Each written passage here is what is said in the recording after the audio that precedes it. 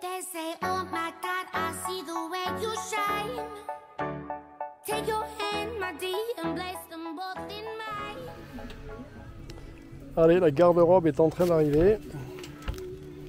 Voilà. On est sur l'artimon. C'est parti.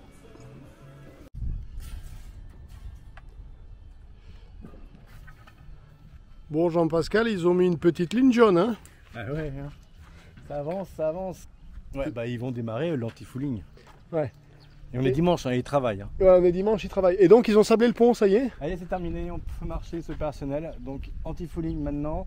À partir de lundi, démarre le home cabin intérieur du roof et les peintures internes. Et derrière, ça y est, il y a du... Il y a le portique qui est posé. Ouais. Il y a des petits réglages à faire sur le portique et puis mettre les poulies pour lever l'annexe. La plage arrière est posée. Ouais. Et, il y a le monsieur du moteur qui vient finaliser l'axe de l'arbre. Comme le moteur est complètement neuf, complètement refait. Et puis maintenant on va être dans les petits réglages internes. Hein. Maintenant les choses on va les voir de moins en moins. Genre aller voir le diamètre de la poulie, le diamètre des écoutes, Ouais. ça coulisse bien. On a le plan de pont qui est là-haut, bon, on y va, on a une poulie de renvoi là, on veut regarder comment ça se passe parce que on n'est pas très confiant, donc avant de finaliser les choses et d'être au dernier moment de se dire mince, il fallait changer, on va checker, rechecker, double checker. Exact. Eh ben, l'antidérapant de pont, il est posé et il est magnifique. Bon boulot, hein. Là aussi sur la casquette où va venir se poser les panneaux solaires. Ouais, à gauche, à droite. Et là, il me change ça, c'est provisoire. Ça va être quoi ça? Bah, c'est un hublot fixe. Ouais, pour avoir visuel sur la grand voile quoi. C'est ça. Mais il s'ouvrira pas. Ouais. Et donc là, ouais, nickel, hein, tout le tour.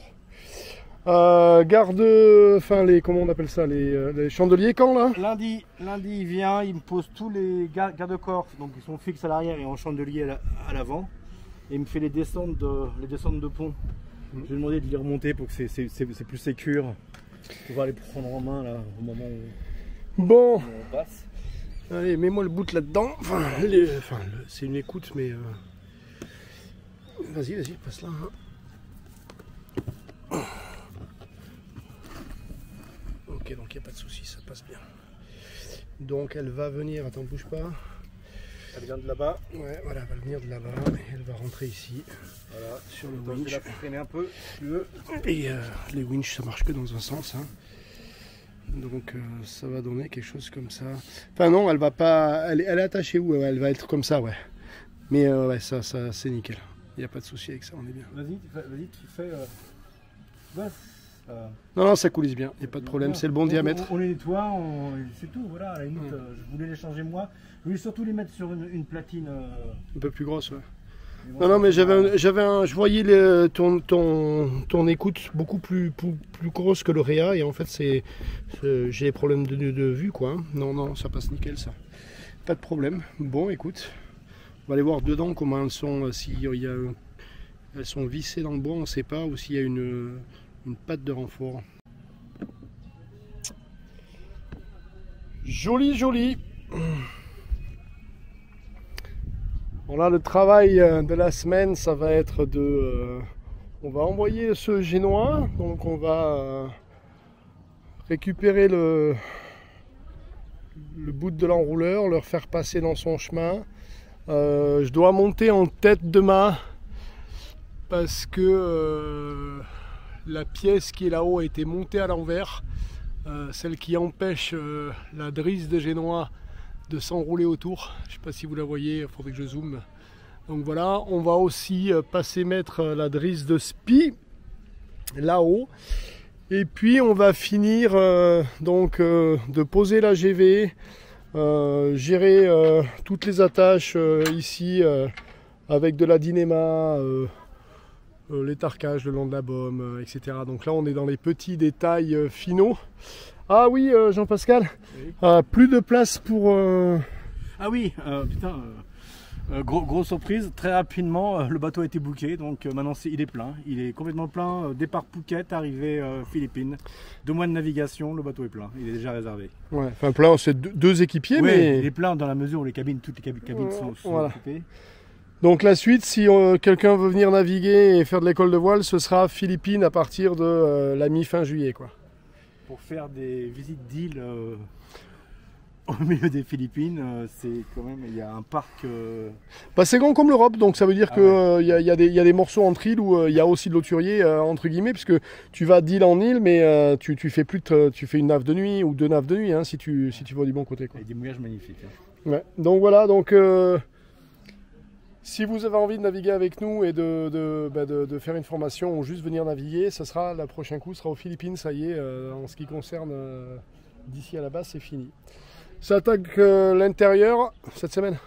À partir de demain. Ouais. Ouais. Bon, allez, on va aller faire un tour dedans.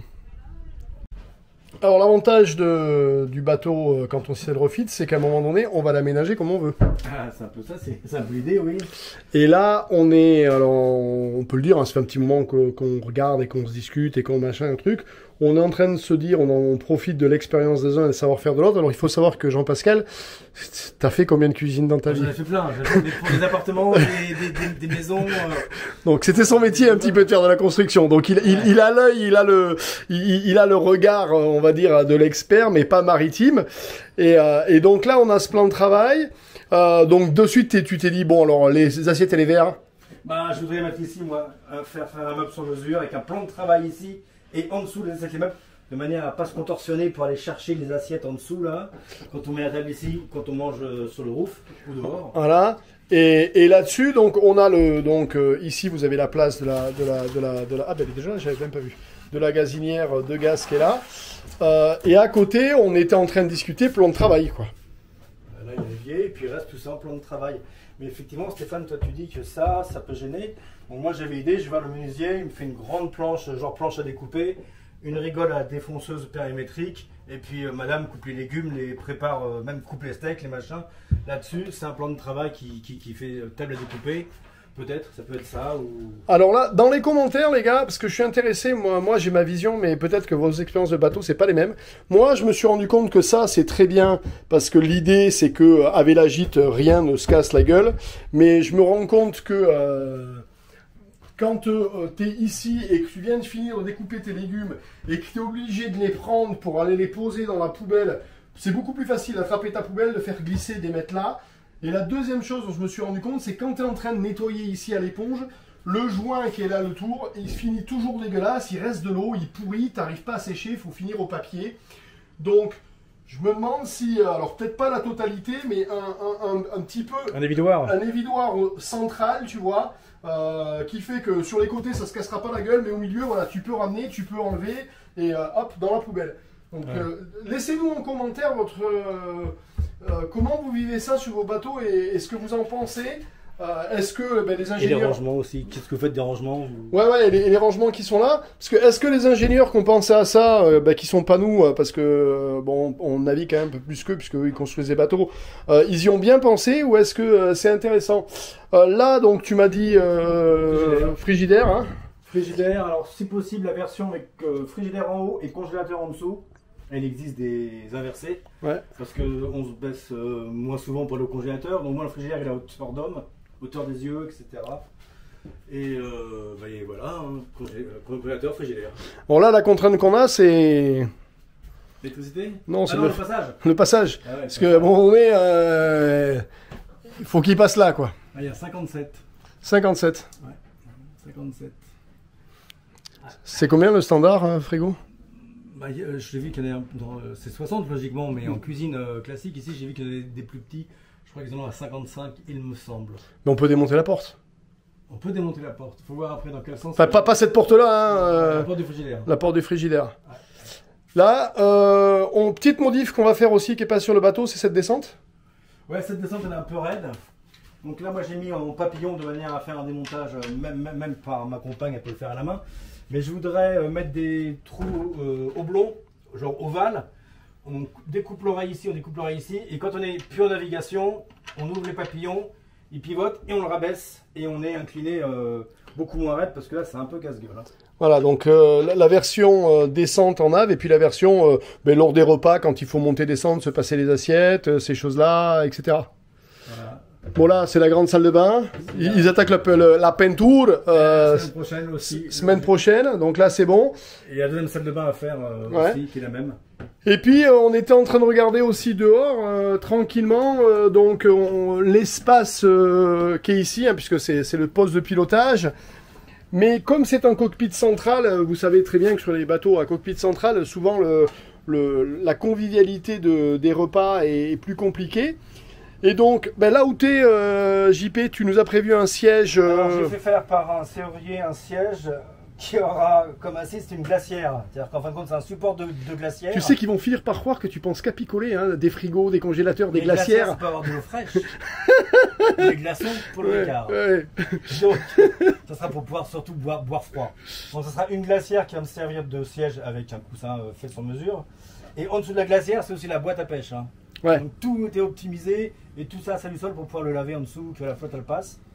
Et sinon, effectivement, faire un plateau dessus, là, un plateau, on est en train de réfléchir avec Stéphane, faire un plateau qu'on puisse manger comme ça, là ici. Et puis une table rabattable là, une table rabattable là, voilà. L'idée, c'est... Hein, le roof, là. Alors là, on est en train de faire un mécano dans ce roof parce que, donc ici, vous allez avoir un siège, on va mettre une table, un plateau par-dessus qui va venir là pour qu'on puisse manger face à face. Là, il y a la partie cockpit central, donc là, il y aura une tablette qui va venir ici et une tablette de l'autre côté, donc ça veut dire 1, 2, 3, 4.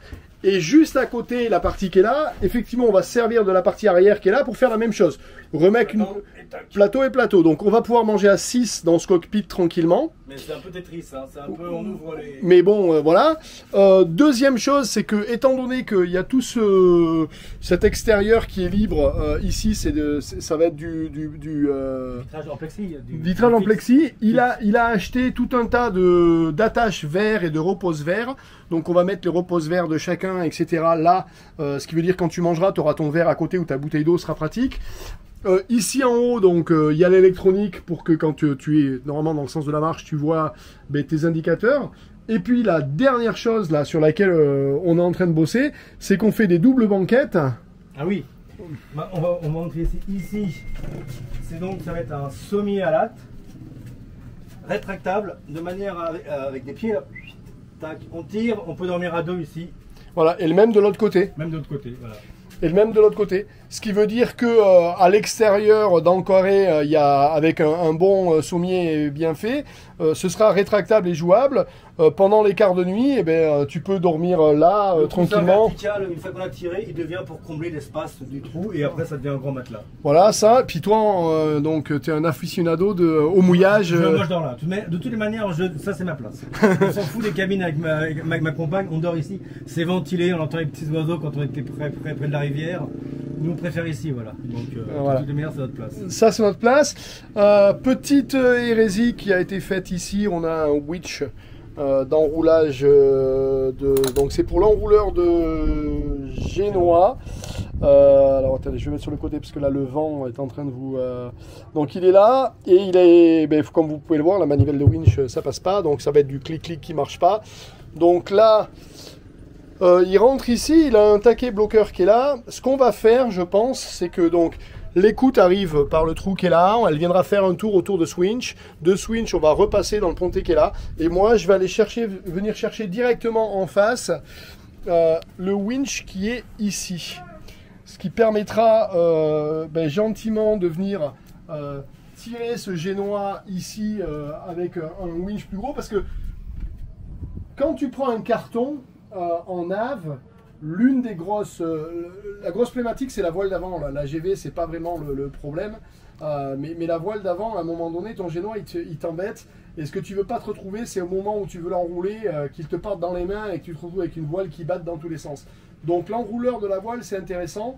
Donc là, on a deux options. On a l'option de l'envoyer directement ici, de l'enrouler sur celui-là. Une fois qu'il est enroulé, donc s'il est de l'autre côté, hein, donc il est commandé sur winch là-bas, on le bloque, il est rentré. Et par contre, si on est sur ce bord-ci et que l'écoute de génois est là, on fait la même manœuvre en le ramenant, donc passer derrière le taquet qui est là et revenir sur le winch central.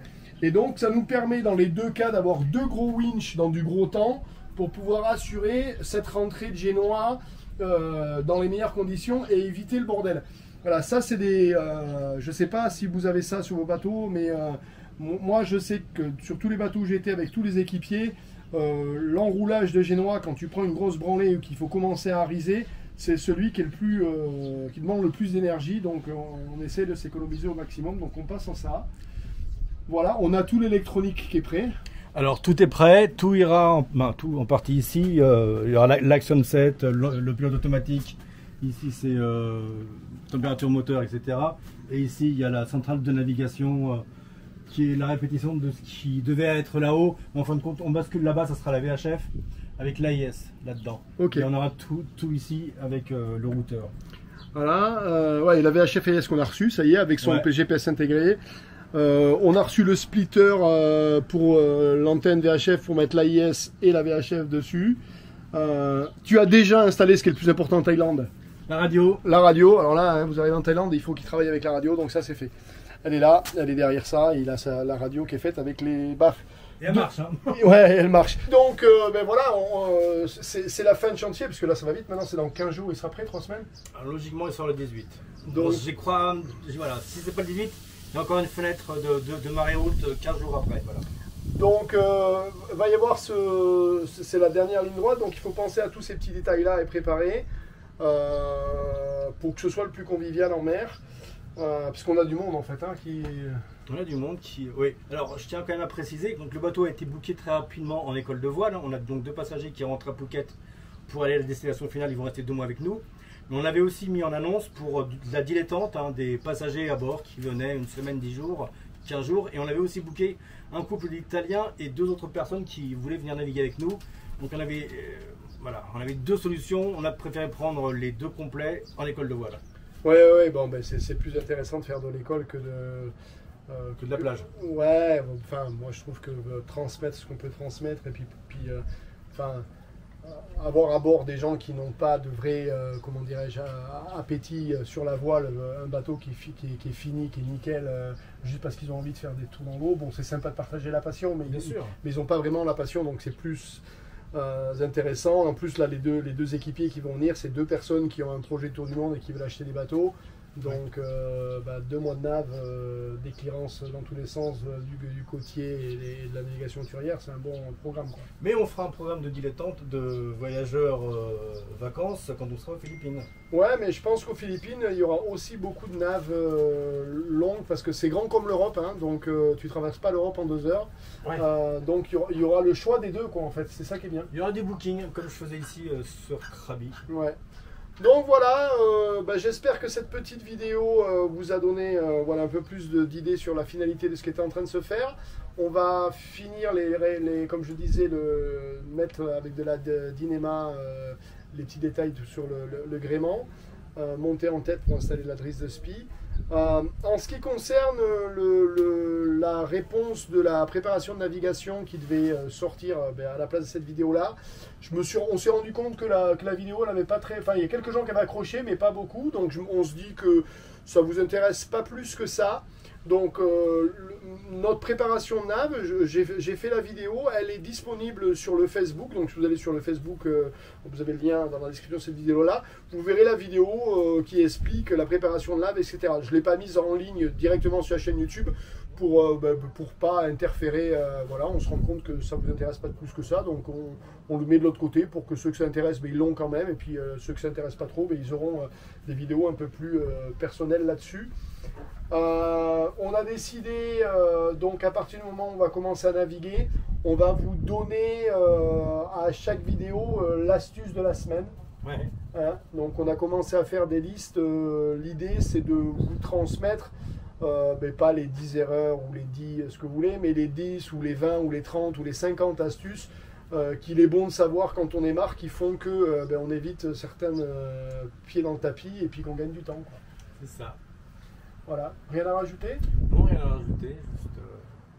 On vous dit donc à la semaine prochaine. On est un peu trempe hein, parce qu'il fait quand même 32 degrés. Et que, 32 avec un ressenti de 42. Attention, ouais. je précise, et un vent absolument. Donc voilà, et puis on attend impatiemment de partir à l'eau. Ah oui, ça me tarde. Allez les copains, à la semaine prochaine. Ça va les quoi? They say, oh my God, I see the way you shine. Take your hand, my dear, and